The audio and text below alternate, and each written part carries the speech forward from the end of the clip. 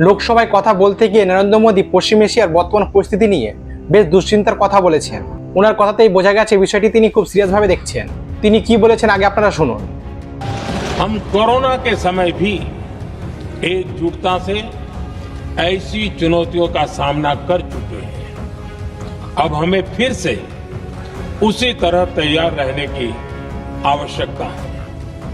धीरज के साथ, संयम के साथ, शांत मन से हमें हर তিনি সরাসরি বলেছেন এই যুদ্ধ ভারতকে অপ্রত্যাশিত চ্যালেঞ্জের সামনে দাঁড় করিয়েছে। এর প্রভাব ভারতে দীর্ঘদিন থাকার সম্ভাবনা রয়েছে। এখন ব্যাপারটা একটু সহজ করে বুঝুন। পশ্চিম এশিয়ার যে যুদ্ধ বা অশান্তি চলছে সেই অঞ্চল থেকে কিন্তু ভারত অনেক গুরুত্বপূর্ণ জিনিস পায়, যেমন তেল, গ্যাস।